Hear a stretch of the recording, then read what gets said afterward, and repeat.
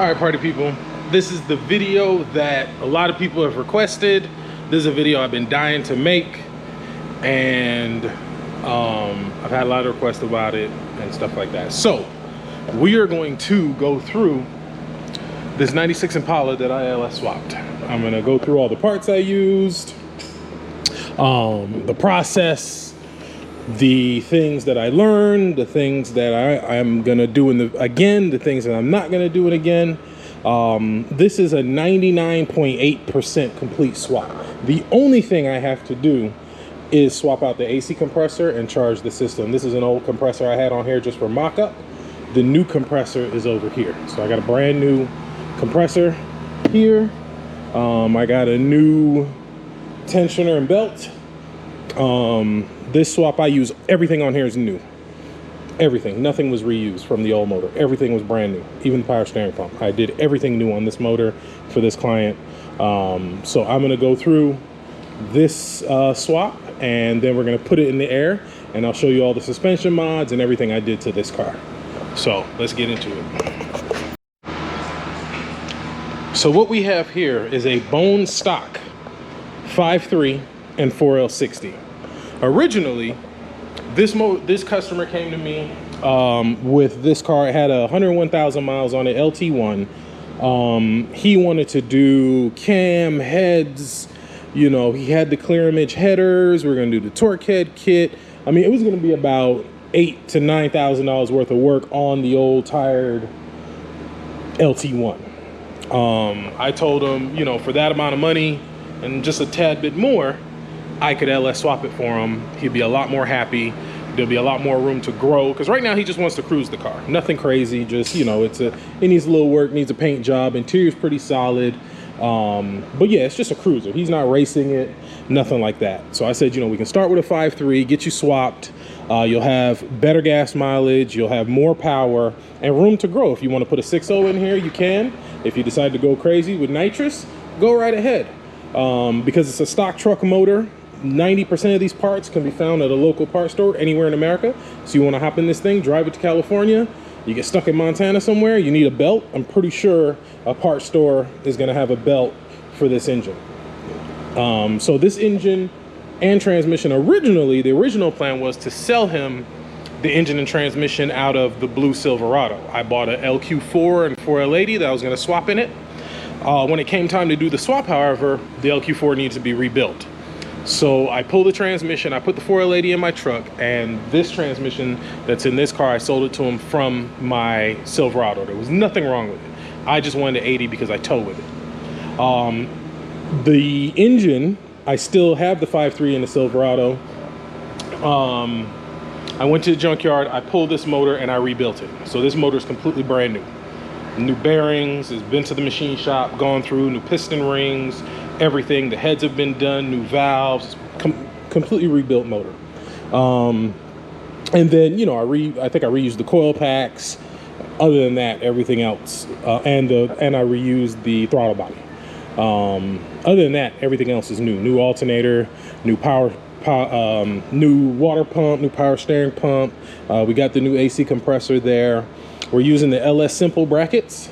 So shout out to Murphy for the LS Simple brackets. Oh, still warm, okay. LS Simple brackets, we're running BRP hot rods, motor mounts, and cross member, and they're mid-length headers. There's several other combinations that you can do. I did the BRP so that we can put the AC compressor down low, but there is a way to run the KDS mounts with the truck compressor. I think you have to use like a F-body compressor or something like that. But there is a way. I haven't done it yet, but there is a way. I haven't done it, so I can't speak on it. But yeah, so we got LS Simple brackets on that side, stock truck AC compressor mount, and compressor and tensioner and belt. That's going to be on there in a second. The AC lines were custom made. I actually just picked it up from the AC place right around the corner from my shop just today. They just finished it yesterday. So we got your high pressure line there. It goes down into the compressor. Low pressure line comes around and goes to the accumulator there. Custom lines. So looks pretty clean. You can't really see them. This is the the power to kick on the clutch. So it keeps that area kind of clean. The harness was done by a company, Modern Vintage. I normally use Current Performance. I'm a huge advocate of Current Performance. They did the harness on my car, and they did the harness on Carlos's car. The only reason I used this company this time was because at the time, they said they could have it done faster. Current Performance normally takes 10 to 12 weeks to build a harness. This company said they could do it in 3 to 5. So I said, okay, go ahead. They actually did 2 harnesses for me. They did the harness for this car, and this car also has a Modern Vintage harness.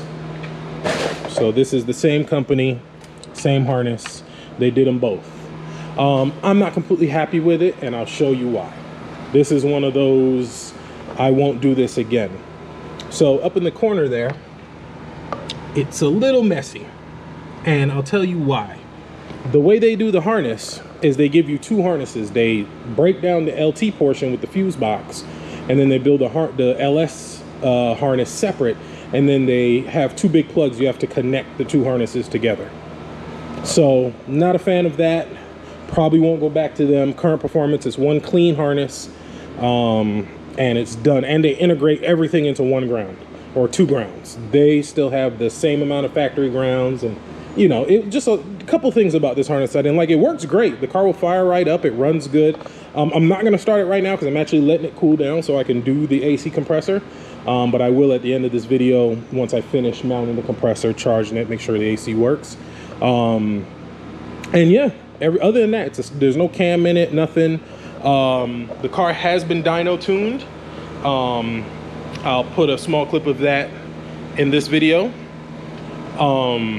So check out the dyno video.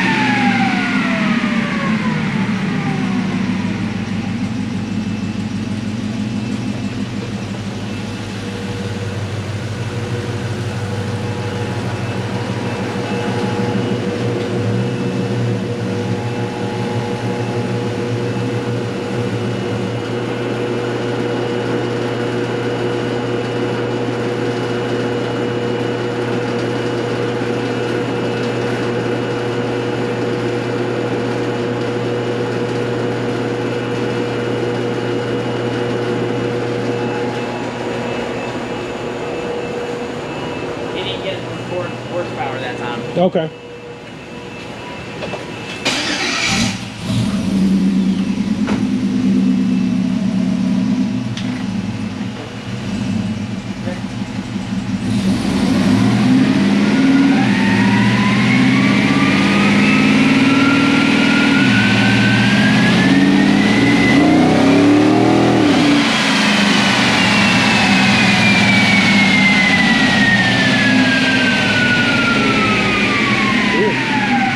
That's respectable. 256 and what, 358? 360. That's respectable. Stock 5, huh? Stock 5.3, 4L60. Nothing done to it. LS1 intake. Nice. Built by me. You gotta take at least dyno, So that's my boy Riff at YAI Racing. Actually I got some of his stickers here.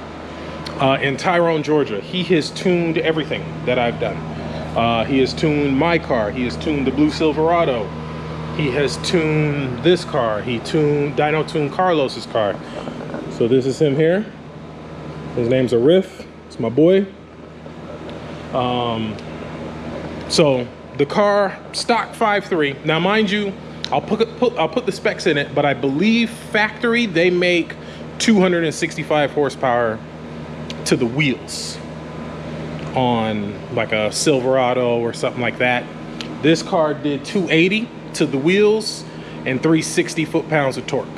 So, I mean, it's nothing, you know, it's nothing crazy, but it will outrun a factory most LT ones, unless it's like builds or something like that. But it'll outrun most LT ones. It pulls strong, it's super fast, it's fun to drive.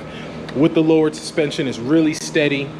So small cam in this motor will push it well over 300 horsepower easy. You know, so if he decides to do that later, I'm gonna give it back to him pretty soon here, let him enjoy it for a while, and then if we decide to cam it, we can. But just, you know, just take it all in. Just take it all in. This is how my swaps look. So if you're thinking about getting a swap done, you want to get a swap done, this is about what you'll get, unless there's some other variation that you want different. But for what I charge, this is what you get. Factory's cruise control works because we're running drive-by cable.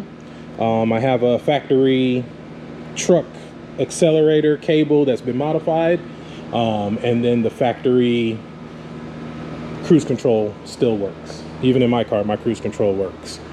We did a full sound system on this car, all Fosgate 12s, 2 Fosgate amps, Fosgate speakers, and he already had a double din in it.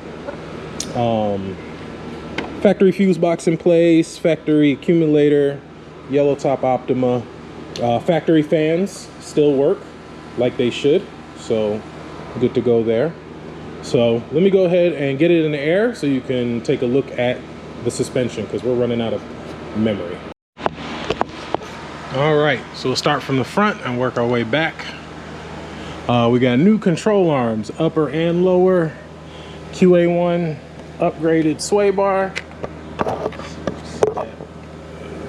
QA1 sway bar. We got KYB shocks. These are for a lowered vehicle because we lowered it about 2 inches on Hotchkiss springs. So you can kind of see everything underneath, nice and clean. Yeah, so we'll be changing that out. Headers come down to about here. He already had a H pipe in it. This normally doesn't hit. It's just hitting right now because of the suspension's dropped. Ooh, look like we got a pinion seal leak we gotta address. So I actually just noticed that, so we'll let him know about that. But we got this QA1 sway bar out back, extended control arms, upper adjustables, then the shocks out back with the Hotchkiss lowering springs. It's got the chrome tips on it. But yeah, we'll have to address that pinion seal. I just saw that. But everything else looks good. Now that I have the lift, I did all the fuel system and stuff on my back. So I'm gonna come back through and just clean this up, how it's hanging, and get it all where it should be. Something just dripped. Let's see, but yeah, we'll get it all cleaned up now that I can kind of see a little bit better. But yeah, that's the BMR Hot Rods, BRP Hot Rods cross member. So you see how it mounts, and it's just a tubular cross member, super clean. So yeah, that's about it. And these are the transmission cooler lines. Everything seems to be seated pretty good. And yeah, that is the swap. So yeah, we gotta find a connector for that. I'm pretty sure I have one on a harness, and we'll get this old compressor. I might be able to do it from down here. But yeah, I don't have a lot of memory left on the card because I got a bunch of videos from putting in Torian's transmission. Probably see that video soon, and just some other stuff that I've been doing. But I definitely want to get this car on here so you can kind of see, for those that have hit me up about a swap, you know, kind of a good example of, excuse me, of what you get. So this was a build. This build honestly took forever, but the customer's been informed the whole time. We've been in contact, we've messaged, you know, he's like, man, I'll be forgetting I even have the car until you message me about it. And I was like, well, that's how it should be. I'm gonna get the AC wrapped up right now, And then I need to actually do the AC on this. I drove to Jackson, Tennessee. Let me show you guys what happened. I went to Jackson, Tennessee yesterday to pick up a car that Carlos bought and my AC went out, you know, and I don't know if you can see there, but this whole line broke off. Look at that. So got the new line right here. So I'm gonna fix this and I'm gonna fix that. So AC is today. Today is an air conditioning day. And I hate doing AC, but it's gotta be done. Okay, so it's been a few hours. I started working. I had to get the AC line changed on here. So as you can see, this is what happened. So the line literally broke off of there. So I got the new line in. It's all hooked up. AC's charged, blows ice cold again, so I am happy.